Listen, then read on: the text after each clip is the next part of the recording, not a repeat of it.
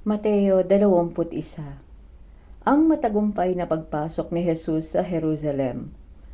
Malapit na sina Jesus sa Jerusalem, pagdating nila sa nayon ng Bethphage na nasa bundok ng mga Olibo, pinauna ni Jesus ang dalawa niyang tagasunod at sinabi, "Pumunta kayo sa susunod na nayon.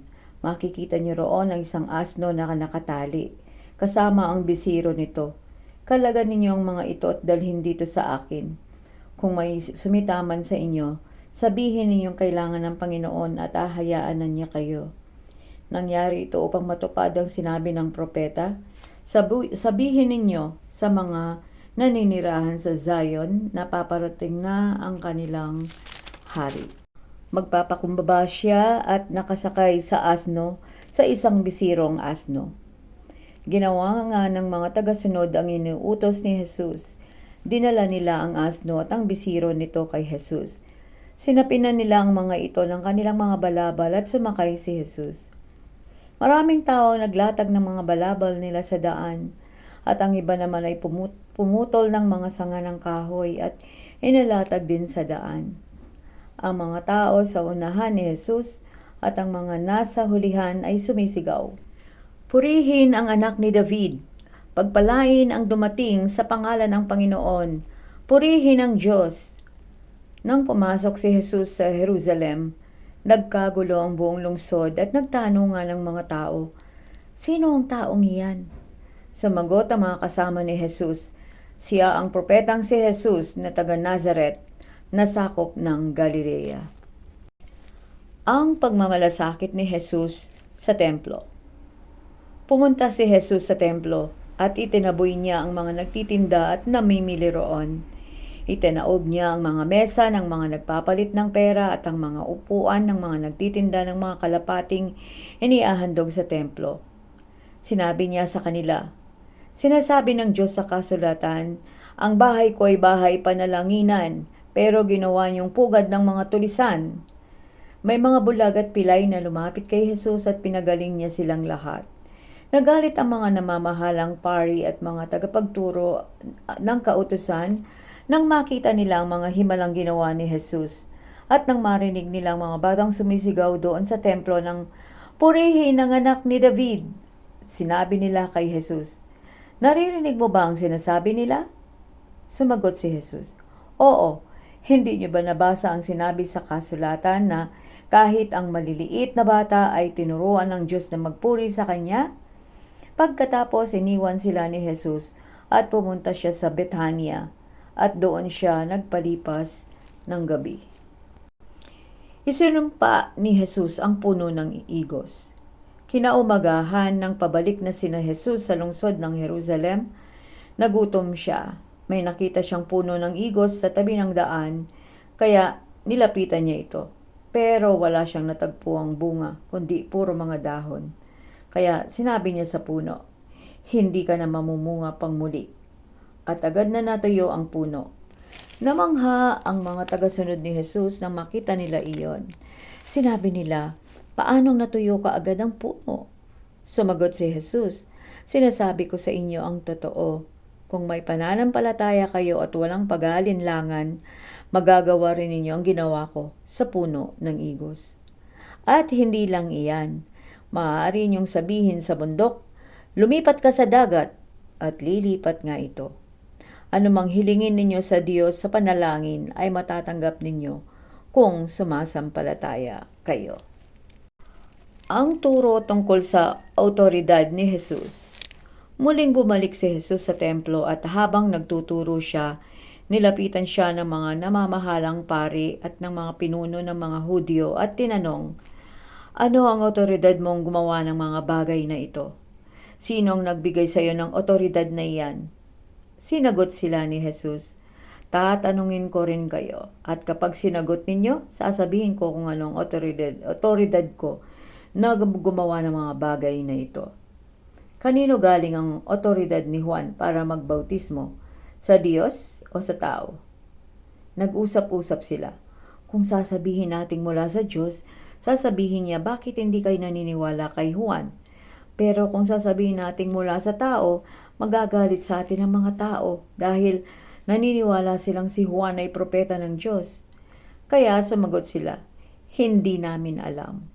At sinabi ni Jesus sa kanila, kung ganon, hindi ko rin sasabihin sa inyo kung saan nagmula ang otoridad ko na gumawa ng mga bagay na ito. Ang talinghaga tungkol sa dalawang anak. Sinabi pa ni Jesus sa kanila, ano sa palagay ninyo ang kahulugan ng talinghagang ito? May isang tao na may dalawang anak na lalaki. Lumapit siya sa panganay at sinabi, anak, pumunta ka ngayon sa ating ubasan at magtrabaho. Sumagot siya, ayoko po, pero maya-maya ay nagbago na ang isip niya at pumunta rin. Lumapit din ang ama sa bunso at ganun din ang sinabi. Sumagot ang bunso, opo, pero hindi naman siya pumunta. Sino ngayon sa dalawa ang sumunod sa kalooban ng kanilang ama? Sumagot sila, ang panganay. Sinabi ni Jesus sa kanila, sinasabi ko sa inyo ang totoo, ang mga maniningil ng buwis at ang mga babaeng bayaran ay nauuna pa sa inyo na mapabilang sa kaharian ng Diyos. Sapagkat dumating sa inyo si Juan na tagapagbautismo at itinuro sa inyo ang tamang daan sa matuwid na pamumuhay. Pero hindi kayo naniwala, pero ang mga maniningil ng buwis at ang mga babaeng bayaran ay naniwala sa kanya. At kahit na nakita ninyo, hindi pa rin kayo nagsisi sa mga kasalanan ninyo at naniwala sa kanya. Ang talinghaga tungkol sa masasamang magsasaka. Nagsalita pang muli si Jesus sa kanila, makinig kayo sa isa pang talinghaga. May isang taong may bukid na pinataniman niya ng ubas. Pinabakuran niya ito at nagpagawa ng pisaan ng ubas. Nagtayo rin siya ng isang bantayang tore at pagkatapos ay pinaupahan niya ang kanyang ubasan sa mga magsasaka at pumunta sa malayong lugar. Nang panahon na ng pamimitas ng ubas, pinapunta niya ang kanyang mga alipin sa mga magsasakang umuupa sa ubasan niya para kunin ang kanyang parte. Pero sinunggaban ng mga magsasaka ang mga alipin. Binugbog nila ang isa, pinatay ang isa at binato naman ang isa pa. Nagsubo ulit ang may-ari ng mas maraming alipin at ganoon din ang ginawa ng mga magsasaka sa kanila. Nang bandang huli, pinapunta ng may-ari ang kanyang anak. Ang akala niya igagalang nila ito, pero nang makita ng mga magsasaka ang anak ng may-ari, sinabi nila, narito ang tagapagmana, ali kayo, patayin natin siya para mapasa atin ang lupang mamanahin niya. Kaya sinunggaban nila ang anak, dinala sa labas ng ubasan at pinatay. Pagkatapos nagtanong si Jesus, ano kaya ang gagawin ng may-ari sa mga magsasakang iyon sa kanyang pagbabalik? Sumagot ang mga ito, tiyak na papatayin niya ang masasamang taong iyon at pauupahan niya ang kanyang ubasan sa ibang magsasakang magbibigay sa kanya ng parte niya sa bawat panahon ng pamimitas. Sinabi sa kanila ni Jesus, hindi niyo ba nabasa ang talatang ito sa kasulatan? Ang batong tinanggihan ng mga tagapagtayo ng bahay ang siyang naging batong pundasyon. Gawa ito ng Panginoon at kahanga-hanga ito sa atin. Kaya tandaan ninyo, hindi na kayo ang pag-aharian ng Diyos, kundi ang mga taong sumusunod sa kanyang kalooban. Ang sino mang mahulog sa batong ito ay magkakabali-bali, ngunit ang mahulugan nito ay madudurog. Nang marinig ng mga namamahalang pari at ng mga pariseo ang talinghagang iyon, alam nilang sila ang tinutukoy ni Jesus. Kaya gusto nilang dakpin si Jesus, pero natatakot sila sa mga tao na naniniwalang si Jesus ay isang propeta. Ika-22 ng Mateo. Ang talinghaga tungkol sa handaan sa kasal. Muling nagsalita sa kanila si Jesus sa pamamagitan ng talinghaga. Sinabi niya, ang paghahari ng Diyos ay may tutulad sa kwentong ito. May isang hari na naghanda ng salu-salo para sa kasal ng anak niyang lalaki. Sinugo niya ang mga alipin upang tawagin ang mga inanyayahan sa kasalan, pero ayaw nilang dumalo. Sinugo niya ang iba pang mga alipin upang sabihin sa mga inanyayahan, handa na ang lahat, nakatay na ang aking mga baka at iba pang pinatabang hayop. Nakahanda na ang pagkain, kaya pumunta na kayo rito. Pero hindi ito pinansin ng mga inanyayahan. Ang iba'y pumunta sa bukid nila at ang iba'y sa negosyo nila. Ang iba na may sinunggaban ng mga alipin ng hari, hiniya at pinatay. Kaya galit na galit ang hari sa ginawa ng mga ito. Inutusan niya ang kanyang mga sundalo na patayin ang mga pumapatay o mga pumatay sa kanyang mga alipin at sunugin ang lungsod ng mga ito.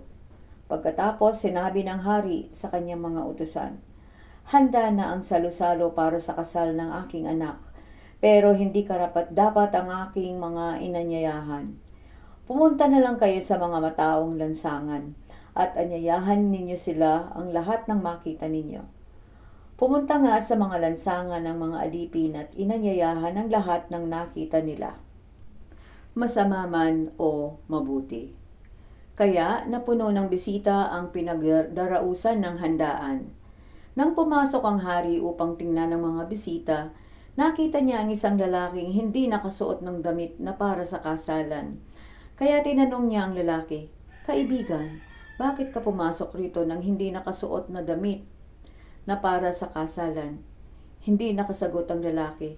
Kaya sinabi ng hari sa kanyang mga utusan, "Talian ninyo ang mga kamay at paa niya at itapon sa dilim. Doon sa labas, doon ay iiyak at magangalit ang kanyang ngipin." Pagkatapos sinabi ni Jesus, "Marami ang tinatawag ng Diyos na mapabilang sa kanyang kaharian, ngunit kakaunti ang pinili." Ang tanong tungkol sa pagbabayad ng buwis. Umalis ang mga Pariseo at nagplano kung paano nila mahuhuli si Jesus sa kanyang mga pananalita. Kaya pinapunta nila kay Jesus ang ilan sa kanilang mga kasamahan at ang ilan sa mga tauhan ni Herodes. Sinabi nila, "Guro, alam po namin na totoo ang mga sinasabi ninyo. Itinuturo ninyo ang katotohanan tungkol sa kalooban ng Diyos. Wala kayong pinapaboran dahil hindi kayo tumitingin sa katayuan ng tao. Ano sa palagay niyo?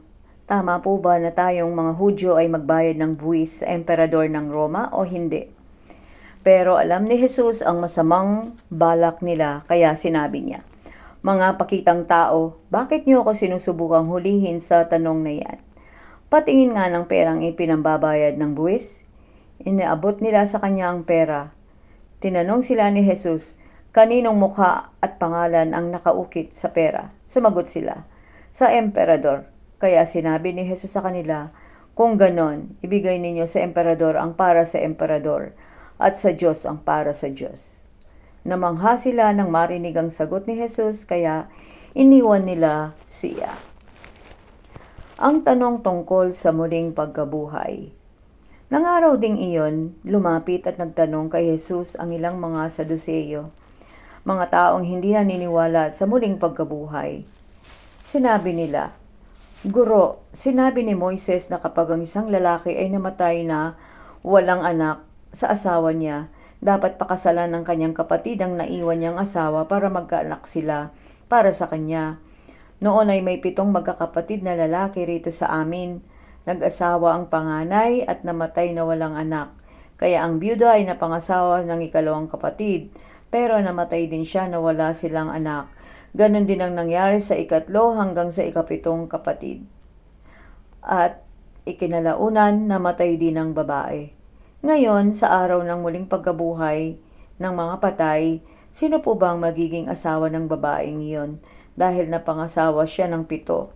Sumagot si Jesus, "Maling-mali kayo dahil hindi niyo naunawaan ang kasulatan at ang kapangyarihan ng Diyos, sapagkat sa muling pagkabuhay, hindi na sila mag-asawa. Magiging tulad sila ng mga anghel sa langit. Tungkol naman sa muling pagkabuhay, hindi niyo ba nababasa sa kasulatan ang sinabi ng Diyos sa inyo? Sinabi niya, 'Ako ang Diyos nila Abraham, Isaac at Jacob.' Hindi siya Diyos ng mga patay, kundi ng mga buhay." Nang marinig ito ng mga tao, namangha sila sa kanyang pagtuturo. Ang pinakamahalagang utos.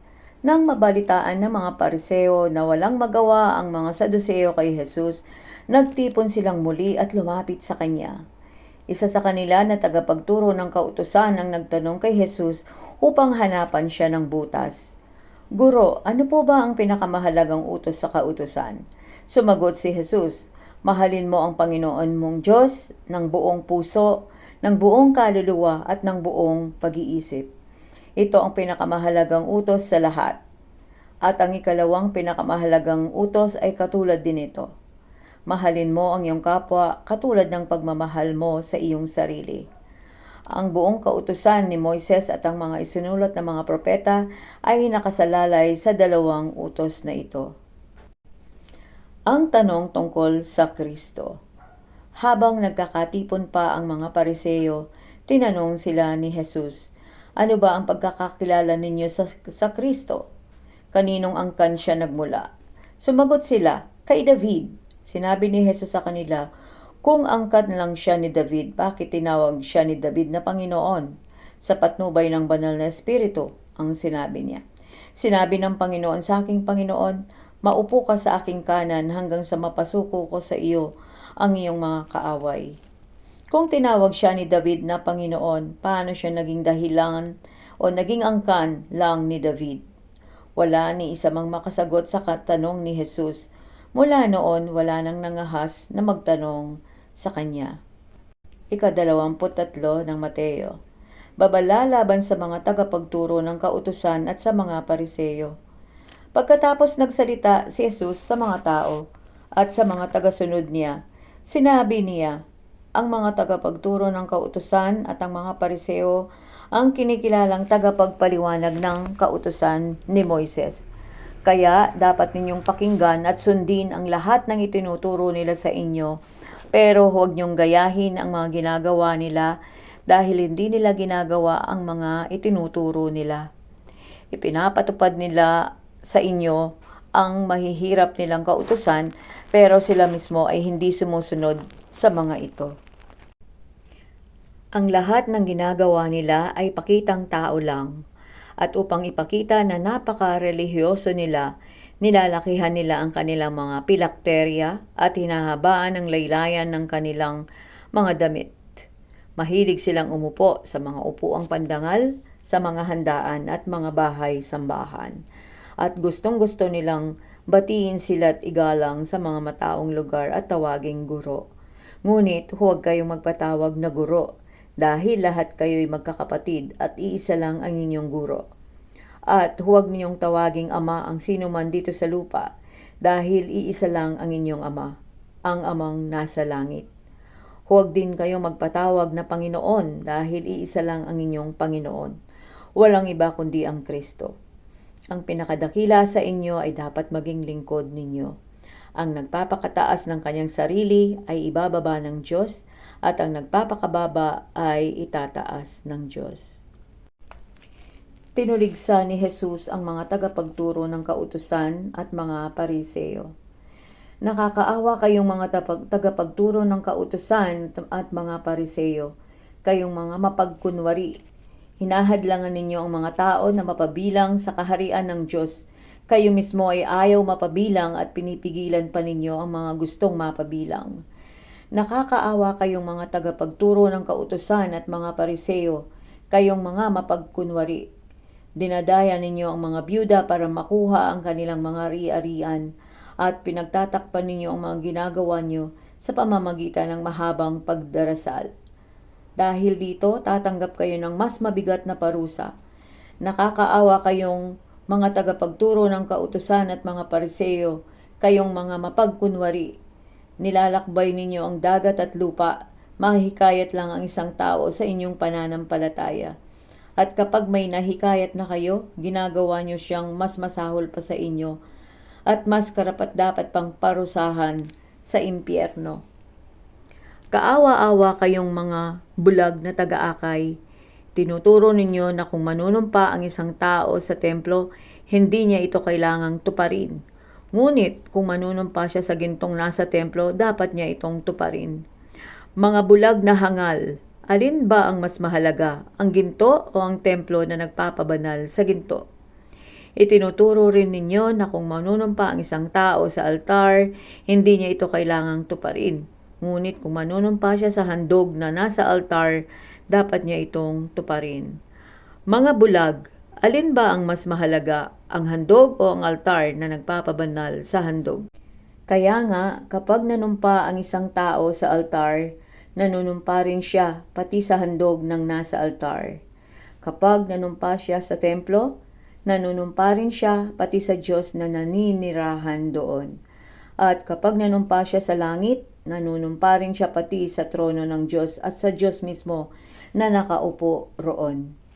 Nakakaawa kayong mga tagapagturo ng kautusan at mga pariseo, kayong mga mapagkunwari. Ibinibigay nyo nga kahit ang ikapu ng inyong mga pampalasa. Ngunit hindi naman ninyo sinusunod ang mga mas mahalagang utos tungkol sa pagiging makatarungan, mahabagin at pagiging tapat. Dapat ngang magbigay kayo ng inyong mga ikapu, pero huwag nyo namang kaligtaang gawin ang mga mas mahalagang utos. Mga bulag na taga-akay, sinasala ninyo ang mga maliliit na insekto sa inyong inumin, pero lumululon naman kayo ng kamelyo. Nakakaawa kayong mga tagapagturo ng kautusan at mga pariseo, kayong mga mapagkunwari. Nililinis nyo ang labas ng tasa at pinggan ayon sa inyong seremonya. Ngunit ang loob ng puso ninyo'y puno naman ng kasakiman at katakawan. Mga bulag na pariseo, linisin niyo muna ang loob ng tasa at baso at magiging malinis din ang labas nito. Nakakaawa kayong mga tagapagturo ng kautusan at mga pariseo, kayong mga mapagkunwari. Katulad kayo ng mga libingang pininturahan ng puti sa magandang tingnan sa labas, pero ang nasa loob ay puro kalansay at iba pang maruruming bagay. Ganyan-ganyan kayo, dahil kung masdan kayo ng mga tao'y parang tama ang ginagawa ninyo, pero sa loob ninyo'y puno kayo ng pagkukunwari at kasalanan. Sinabi ni Jesus ang kanilang kaparusahan. Nakakaawa kayong mga tagapagturo ng kautusan at mga pariseo, kayong mga mapagkunwari. Ipinapaayos nyo ang mga libingan ng mga propeta at ng mga taong matuwid at pinagaganda ninyo ang mga ito. At sinasabi nyo na kung buhay sana kayo sa panahon ng inyong mga ninuno, hindi nyo papatayin ang mga propeta tulad ng ginawa nila. Kung ganon, inaamin nga ninyo sa lahi kayo ng mga taong pumatay sa mga propeta.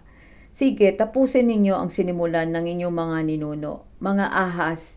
Lahi kayo ng mga ulupong, hindi nyo matatakasan ang kaparusahan sa impyerno.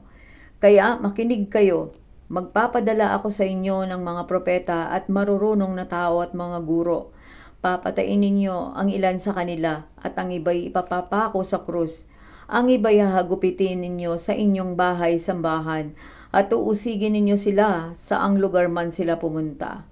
Dahil dito, mananagot kayo sa pagpatay sa lahat ng mga taong matuwid mula kay Abel hanggang kay Zacarias na anak ni Berekia, na pinapatay ninyo sa pagitan ng templo at ng altar.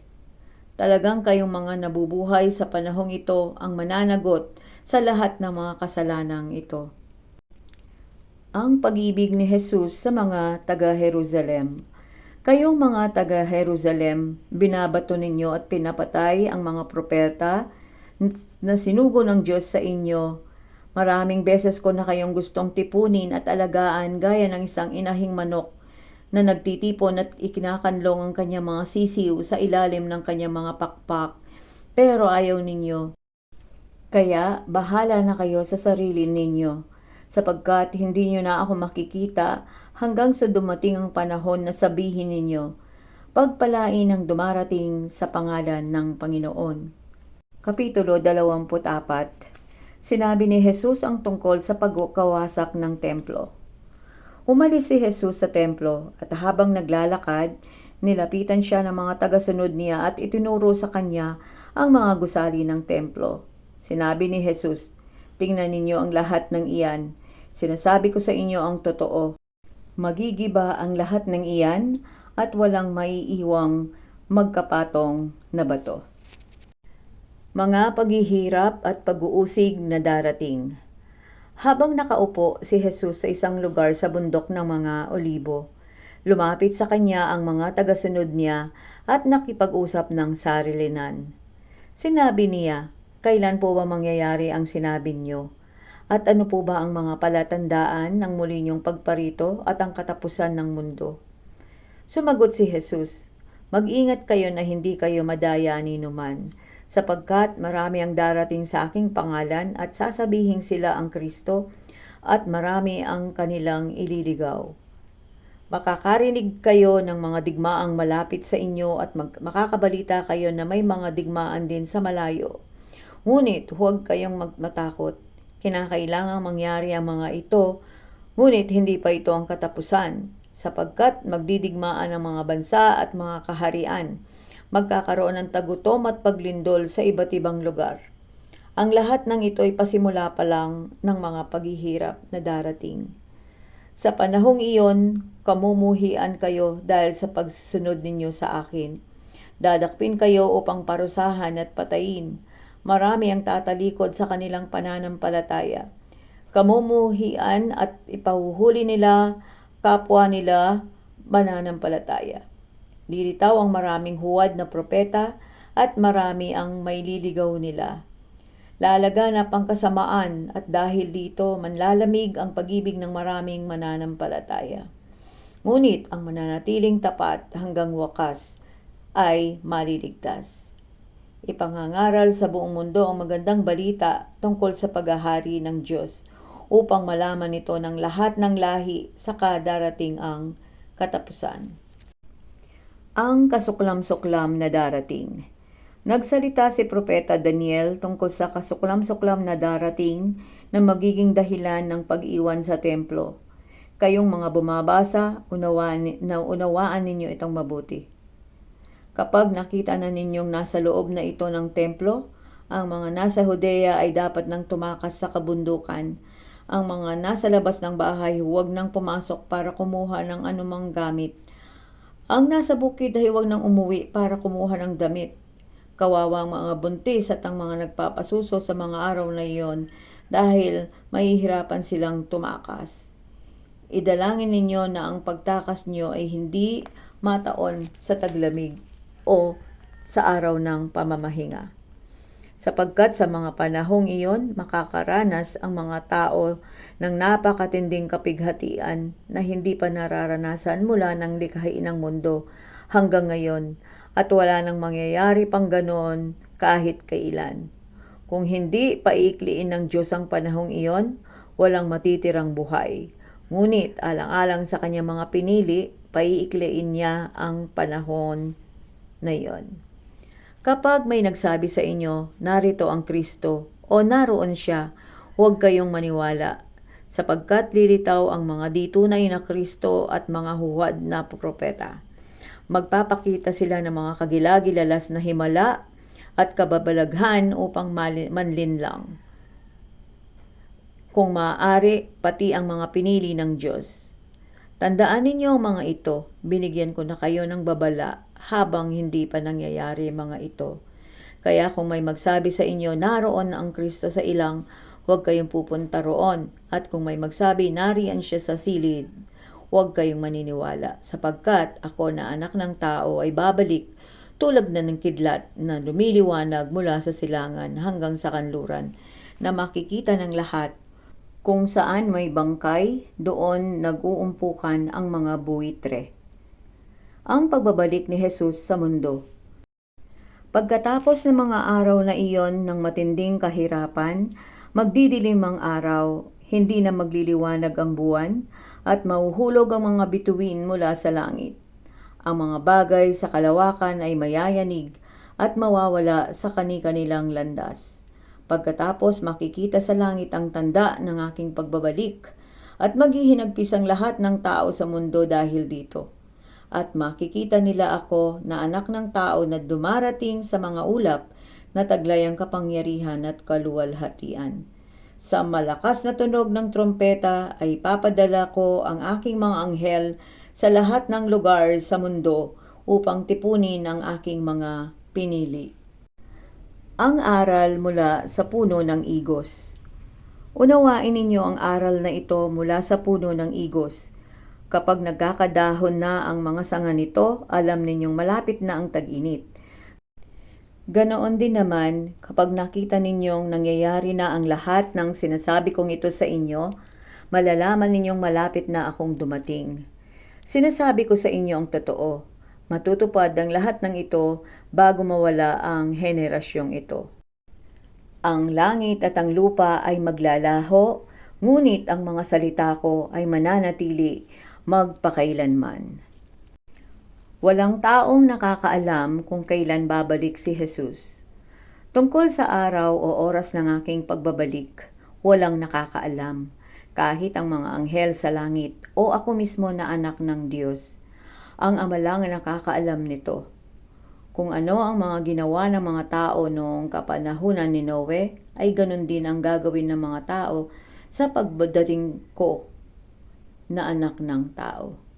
Sapagkat ng mga araw na iyon, bago dumating ang baha, ang mga tao ay walang inaatupag kundi ang kumain, uminom at mag-asawa hanggang sa araw na pumasok si Noe sa barko. Wala silang kaalam-alam sa mangyayari hanggang sa dumating ang baha at nalunod silang lahat. Ganyan din ang mangyayari sa pagdating ko na anak ng tao. Sa araw na iyon, kung may dalawang lalaking nagtatrabaho sa bukid, maaaring kukunin ng isa at iiwan ng isa. At kung ang mga dalawang babaeng nagtatrabaho sa gilingan, maaaring kukunin ng isa at iiwan ng isa. Kaya maging handa kayo, dahil hindi ninyo alam ang araw o oras ng pagdating ng inyong Panginoon. Tandaan ninyo ito, kung alam ng isang tao kung anong oras sa gabi darating ang magnanakaw, magbabantay siya at hindi niya hahayaang pasukin ng magnanakaw ang kanyang bahay. Kaya maging handa rin kayo dahil ako na anak ng tao ay darating sa oras na hindi ninyo inaasahan. Ang tapat at di tapat na utusan. Hindi ba't ang tapat at matalinong alipin ang pinamamahala ng amo niya sa mga kapwa niya utusan? Siya ang nagbibigay sa kanila ng pagkain nila sa tamang oras. Mapalad ang aliping iyon kapag nadatnan siya ng amo niya na gumagawa ng kanyang tungkulin. Sinasabi ko sa inyo ang totoo, pamamahalain siya ng kanyang amo sa lahat ng mga ari-arian nito. Ngunit kawawa ang masamang alipin na nag-aakalang matatagalan pa bago bumalik ang kanyang amo. At habang wala pa ang kanyang amo, ay pagmamalaputan niya ang ibang mga utusan. Makikisalo at makikipag-inuman sa mga lasenggo. Darating ang kanyang amo sa araw o oras na hindi niya inaasahan at parurusahan siya ng matindi. Isasama siya sa mga mapagkunwari at doon ay iiyak siya at magngangalit ang kanyang ngipin. Ang talinghaga tungkol sa 10 dalaga. Ang paghahari ng Diyos sa araw na iyon ay may tutulad sa kwentong ito. May 10 dalagang lumabas na may dalang ilawan upang salubungin ang lalaking ikakasal. Ang 5 sa kanila'y hangal at ang 5'y marurunong. Ang mga hangal ay nagdala ng ilawan pero hindi nagdala ng reserbang langis, habang ang marurunong naman ay nagdala ng reserbang langis para sa kanilang mga ilawan. Natagalan ang pagdating ng lalaking ikakasal, kaya ang mga dalaga ay nakatulog sa paghihintay. Nang hating gabi na, biglang may sumigaw, "Nariyan na ang ikakasal! Halika kayo't salubungin ninyo." Gumising ang 10 dalaga at inihanda ang kanilang ilawan.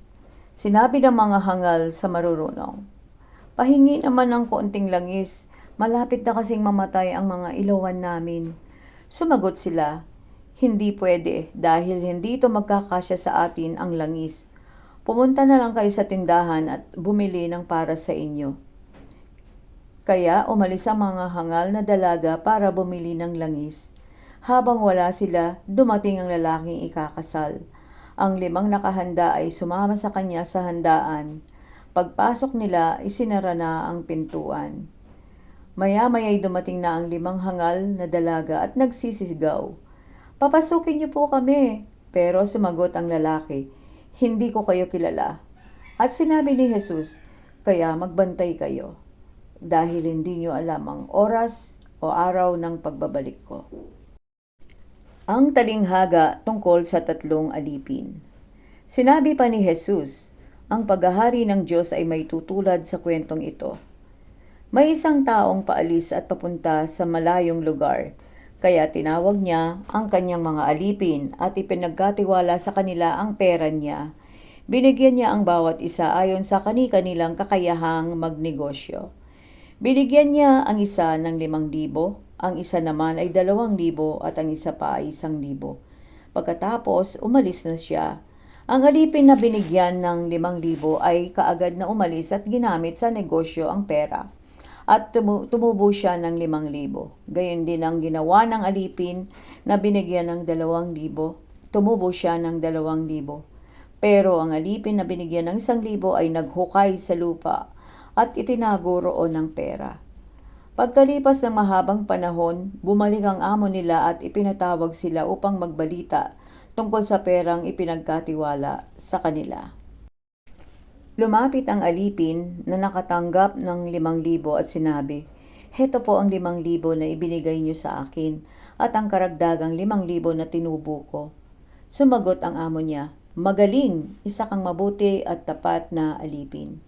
At dahil naging matapat ka sa kaunting ipinagkatiwala sa iyo, ipapamahala ko sa iyo ang mas malaki pang halaga. Halika't makibahagi sa aking kaligayahan." Pagkatapos, lumapit naman ang alipin na binigyan ng 2,000 at sinabi niya, "Heto po ang 2,000 na ibinigay niyo sa akin at ang karagdagang 2,000 na tinubo ko." Sumagot ang kanyang amo, "Magaling, isa kang mabuti at tapat na alipin. At dahil naging matapat ka sa kaunting pinagkatiwala sa iyo, ipapamahala ko sa iyo ang mas malaki pang halaga. Halika't makibahagi sa aking kaligayahan." Lumapit din ang alipin na binigyan ng 1,000 at sinabi sa kanyang amo, "Alam ko pong wabagsik kayo at walang awa. Inaani ninyo ang hindi nyo itinanim at kinukuha ninyo ang pinaghirapan ng iba. Natakot po ako kaya binaon ko ang pera nyo sa lupa. Heto po ang 1,000 na ibinigay niyo sa akin." Sumagot ang kanyang amo, "Masama at tamad na alipin. Alam mo palang inaani ko ang hindi ko itinanim at kinukuha ko ang pinaghirapan ng iba. Bakit hindi mo na lang idineposito sa bangko ang pera ko para sa pagbalik ko ay may makuha akong interes?" Kaya sinabi niya sa iba pang mga utusan, "Kunin niyo sa kanya ang 1,000 at ibigay sa mayroong 10,000. Sapagkat ang meron ay bibigyan pa ng mas marami, ngunit ang wala, kahit ang konting nasa kanya ay kukunin pa. Itapon ninyo ang walang silbing alipin na yan sa kadiliman sa labas. Doon ay iiyak siya at magngangalit ang kanyang ngipin." Ang huling paghuhukom. Kapag ako na anak ng tao ay dumating na bilang hari, kasama ang lahat ng anghel, uupo ako sa aking dakilang trono. Titipunin ko sa aking harapan ang lahat ng lahi sa mundo. Pagbubukod-bukurin ko sila tulad ng ginagawa ng pastol sa mga tupa at kambing. Ang mga tupa na walang iba kundi ang matutuwid ay ilalagay ko sa aking kanan, at ang mga kambing na walang iba kundi ang masasama ay ilalagay ko sa aking kaliwa. Pagkatapos sasabihin ko bilang hari sa mga tao sa aking kanan, "Halikayo, kayong mga pinagpala ng aking ama. Manahin ninyo ang kahariang inihanda para sa inyo mula pa nang likhain ang mundo. Sapagkat nang nagutom ako ay pinakain niyo ako, at nang nauhaw ako ay pinainom ninyo. Nang naging dayuhan ako ay pinatuloy niyo ako sa inyong tahanan, at nang wala na ako maisuot ay binihisan niyo. Nang may sakit ako ay inalagaan ninyo, at nang nasa kulungan ako ay binisita ninyo." Sasagot ang mga matuwid, "Panginoon, kailan po namin kayo nakitang nagutom at aming pinakain, o nauhaw at aming pinainom? Kailan namin kayo nakitang naging dayuhan at aming pinatuloy, o walang maisuot at aming binihisan? Kailan namin kayo nakitang may sakit o nasa kulungan at aming binisita?" At sasagot ako bilang hari, "Sinasabi ko sa inyo ang totoo, nang ginawa niyo ito sa pinakahamak kong mga kapatid, para na rin niyong ginawa sa akin."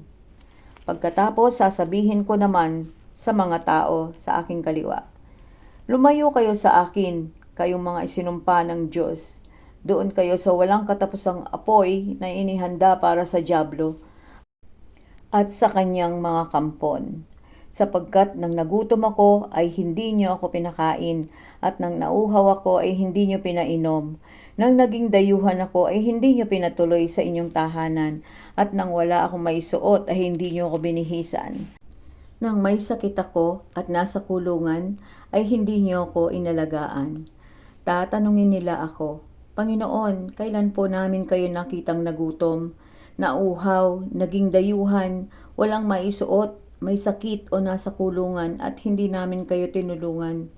At sasagot ako bilang hari, sinasabi ko sa inyo ang totoo, nang hindi ninyo tinulungan ang pinakahamak kong mga kapatid, ako ang hindi ninyo tinulungan. Itataboy ko ang mga taong ito sa walang hanggang kaparusahan, ngunit bibigyan ko ang mga matuwid ng buhay na walang hanggan.